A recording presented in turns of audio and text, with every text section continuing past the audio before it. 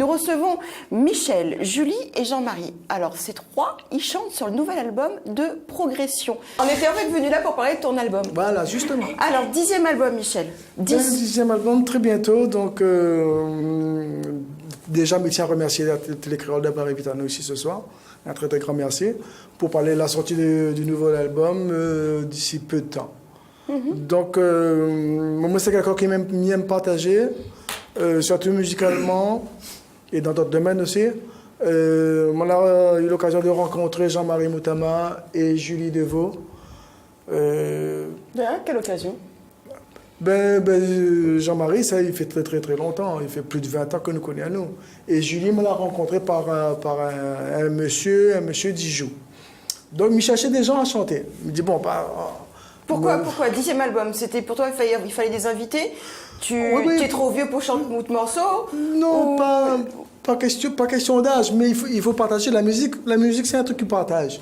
Tu vois? Pourquoi pas donner la chance aux autres personnes? Parce que souvent, c'est vrai que vous n'avez pas de carrière en tant qu'artiste.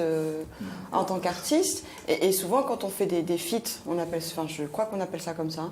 Je sais pas pourquoi je te regarde, en fait. C'est surtout pas toi qu'il faut regarder. Merci la régie de me répondre. Ouais. En tout cas, quand on fait des feats, on prend souvent des artistes connus. Et toi, tu as fait le choix de prendre des artistes totalement inconnus. De prendre des artistes totalement inconnus, pour aussi donner aux autres la chance de connaître le milieu artistique.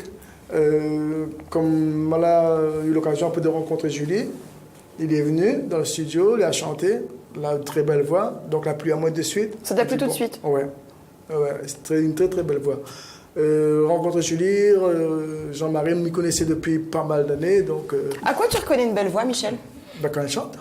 Oui, je suis d'accord, mais qu'est-ce qui te fait vibrer à ce moment-là? La façon... Déjà, quand la personne il chante, il faut un truc, je sais pas, il va chanter une chanson, il arrive à faire passer le message. Donne un haut frisson, quoi. Oui, il faut donner un frisson, il faut sentir vraiment la personne qui chante. Vous comprenez? Mais je sais pas, il y en a pas mal, mais en temps il chante, il y en a pas mal de gens qui chantent. Mais après, il y en a chanté et chanté. Ah oui, il y en a, ils donnent un haut frisson, mais pas les bons. Hein. Je parlais pas de toi, Julie, hein. Je dis, il y en a. Les choses soient claires. Non, mais Julie me confirme que c'est une très bonne chanteuse. Très, très bonne chanteuse. Julie, tu as commencé, tu m'as l'air bien jeune quand même. Tu disais tout à l'heure hors antenne que tu avais commencé à chanter dans des groupes en tant que chanteuse lead. Ça fait combien de temps que tu t'es mis à la musique et pourquoi? Qu'est-ce qui t'a amené à la musique? Les débuts, c'était à la chorale de mon église. Et tout de suite, le monde dans la chorale a dit on chante bien. Après, il est venu de là. Et au final, moi, j'ai appris à aimer ça, à faire les concours. T'as fait des concours comme? Oui, des radios-crochets, des petits concours de quartier.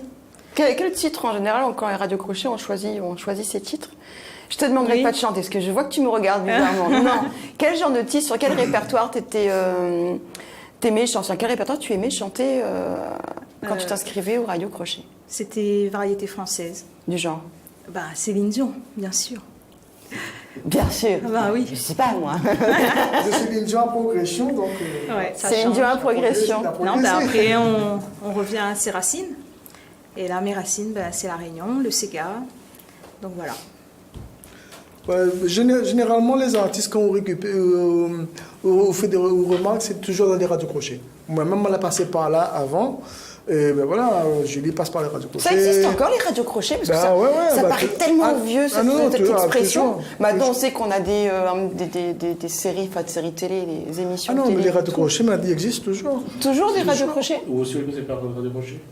C'est là qu'on a commencé à chanter, Radio Crochet. Après, la musique, c'est un état d'esprit où aime. Où tu chantes quoi, Radio Crochet, au fait? On va commencer par une chanson, je me rappelle, de Max Lorette. C'était laquelle, de Max? Je me rappelle le Tistin Slow, bien sûr. J'ai eu il n'y a pas très longtemps au téléphone. Il va être content de Oui, d'ailleurs, il m'a eu l'occasion de rencontrer un jour. Il me dit, elle était au rencontre, m'a chanté de chansons. Et puis il est venu comme ça, et puis l'état d'esprit reste où chante.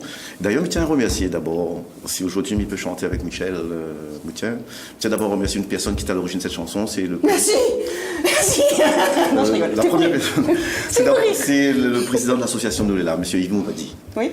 Merci, c'est lui, merci Monsieur le Président. C'est lui qui, en écoutant ma chanson, il m'a dit, le texte est bien, est-ce que vous chanter avec Michel Moutien? Il y a bien mon relation, là, Michel nous rapproche à nous plus. On a découvert un grand frère, avec sa simplicité, son professionnel, sa patience. Oui, il est gentil. Des fois, il fait ses gars mauriciens, mais il est gentil. Et c'est à partir de là, nous avons travaillé dessus. Après, apparemment, qu'il y a une autre jolie voix qui va venir, Julie. Et tu sais que le président de l'association Nouléla, c'est ça, il avait été remarqué en écoutant une de tes chansons. Voilà. Et t'as dit les textes sont bien.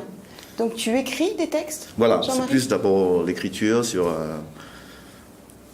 Après, bon, l'arrangement, la musique, c'est Michel qui a tout fait. Il parle de quoi? De femmes battues. Femmes battues. Voilà. C'est un sujet qui te touche? Déjà, les tristes. Déjà, bon, en toute honnêteté, c'est un peu l'histoire que m'a vécue quand on voyait ma maman. C'est un peu l'histoire qu'on voyait de sa maman. Ce qui est triste, c'est que 40 ans plus... Oui, t'as pas écrit sur un fait divers dans les journaux, t'as vraiment écrit ton histoire, une partie de ton histoire. C'est un peu le ressenti de mon histoire quand on était petit. Ce qui est triste, c'est que 40 ans plus tard, le fléau l'a amplifié.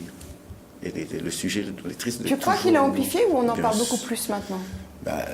Peut-être Est-ce que les médias s'y intéressent plus à ce sujet? L'effet médiatique, encore, c'est qu'il n'y a peut-être pas tous les faits déclarés, mais certains, qu'il y a encore plus de 20% de femmes qui pleurent encore actuellement dans le silence, que n'est pas encore connue.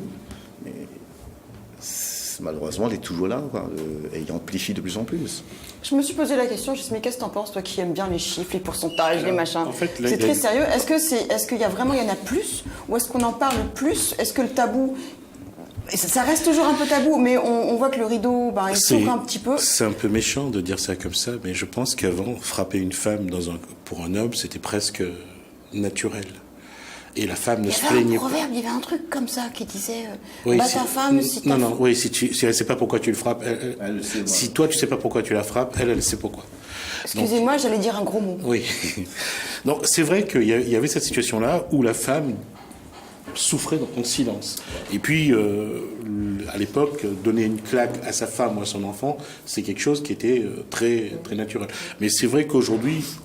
Et peut-être c'est un peu dans l'excès aussi, parce qu'aujourd'hui, il y a aussi l'effet pervers de la chose. Parfois, la femme peut dénoncer quelque chose qui n'existe pas. Mais c'est vrai aussi que... Après, des fois, une petite fessée, tu sais, à ton enfant ou à sa femme. Attends, on va pas porter plainte pour ça. Non, Julie, qu'est-ce que t'en penses? On va pas aller sur ce terrain-là. Non, je rigole. Mais je disais que c'est vrai qu'aujourd'hui, il y a non seulement les dispositifs qui permettent de recueillir ces femmes-là, donc de les écouter, de les entendre, et il y a aussi les médias où à chaque fois un homme fait violence à une femme, ça fait la une de la presse. On a vu ce qui s'est passé à Maurice, de ce fait divers du Réunionnais, et tout de suite ça a fait la une à Maurice, ça a fait la une ici, à chaque fois. Et puis il y a aussi des cas qui sont très médiatiques. Si vous prenez cette chanteuse rock aujourd'hui qui a 70 ans, et j'ai essayé de retrouver le nom, Tina Turner, elle a été victime de ça. Whitney Houston. Maintenant elle est tankée, Tina Turner, hein. Tu t'approches pas. 70 ans, regarde, Whitney Houston a été victime de violence, tout comme, alors que je retrouve son nom, c'est une chanteuse américaine également. Je vais avoir il y en a un bon peu, de toute façon. C'est une existe.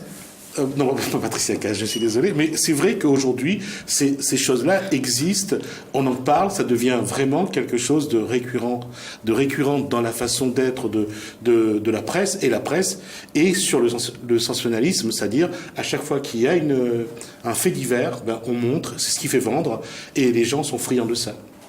En fait, je lui ai posé une question à Jasmine, je voulais juste une réponse en 2 phrases, oui ou non. Il m'a fait un chapitre, waouh, énorme. Alors oui ou non? Tu es content de me revoir, c'est ça? Ah mais ça me...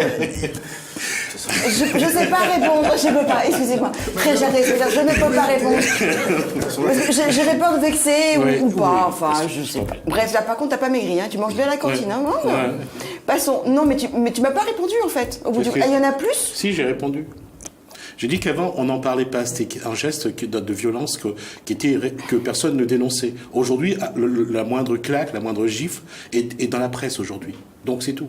Ce qui s'est passé avant, on n'en parle pas. C'est comme l'inceste. L'inceste aujourd'hui, il n'y en a pas plus. Merci, Jasmine. Non, c'est pas qu'il n'y en a pas plus. La population a augmenté, les problèmes psychosociaux, psychologiques et sont de plus en plus multiples. Donc forcément, la violence se retrouve aussi dans la violence faite aux femmes. Merci. Tu vas mieux comme ça? T'as une réponse. Moi, la question, c'est J'ai une réponse binaire. Non, je rigole. J'aimerais juste parce que. je voulais poser, en fait, c'est comment un enfant vit la violence que son père fait à sa mère? Ben, bien sûr, au départ, on a toujours le parti pris. On prend toujours le parti du plus faible. Puis on ne pose pas de questions. Qui n'a tort, qui n'a raison. On voit quelqu'un souffrir.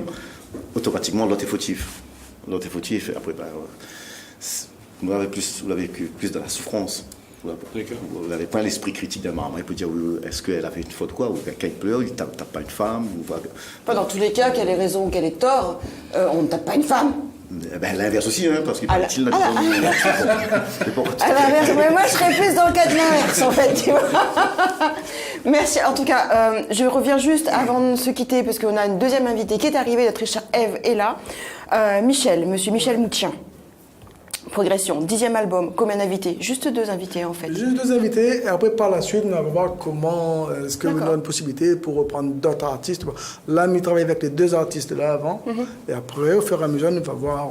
Parce qu'on veut dire, on ne peut pas non plus prendre tous les artistes qu'on a, parce que la production, financièrement, les coûts. Elle est lourde. Ah ouais, elle est lourde. Donc, voilà. En plus que, à l'heure actuelle, la vente des CD, il chute. Donc. Peut-être tu mettras automatiquement sur une plateforme de téléchargement, non? Ou payante? Mais je ne connais pas encore. Honnêtement, je ne connais pas encore. Pour l'instant, mais ça va sur la base des CD. C'est vrai, les CD, les parties à être éliminées. Mais bon, pour l'instant, nous pas sur la base des CD. Et après, nous allons voir en fonction. Comment ça fonctionne et comment ça tourne.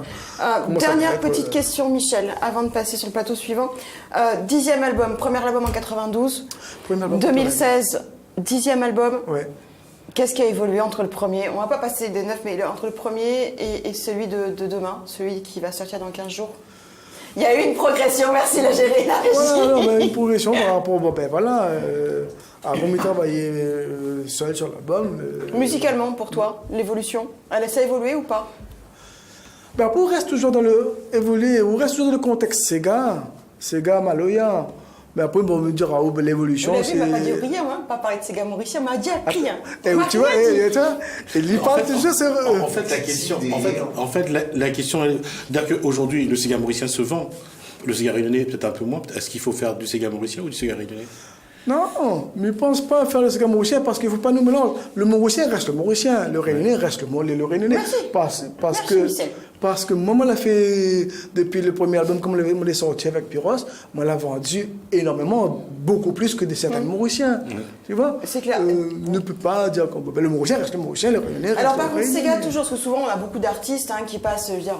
Pas de Sega. On va parler de jazz, après ils vont faire un petit peu de pop, un petit peu de rock. Toi, tu restais dans Sega. Entre le premier et le 10e album, Sega même.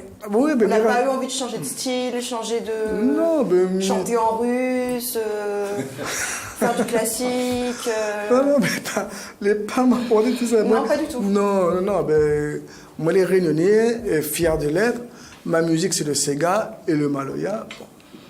Pourquoi? On reste là-dessus. Mais m'écoute les autres musiques, qu'il soit le jazz, m'écoute le reggae, m'écoute. T'as prévu de sortir un clip pour la sortie de l'album ou pas? En train de travailler dessus. Eh ben écoute, c'est ce qu'on fait. On est obligé de se quitter parce qu'on a fini. C'est passé rapidement, vous avez vu? Ouais, c'est vrai. Tu reviens nous voir avec le clip y a pas de et la souci. jolie jaquette de ton album avec ta jolie figure dessus. Il n'y a pas de souci. On fait comme ça. Merci Julie. Merci. Merci Jean-Marie. Merci Michel. Merci Schmid, merci Jessica d'avoir reçu à nous. C'est un véritable plaisir. C'est que du bonheur. Le plaisir est partagé.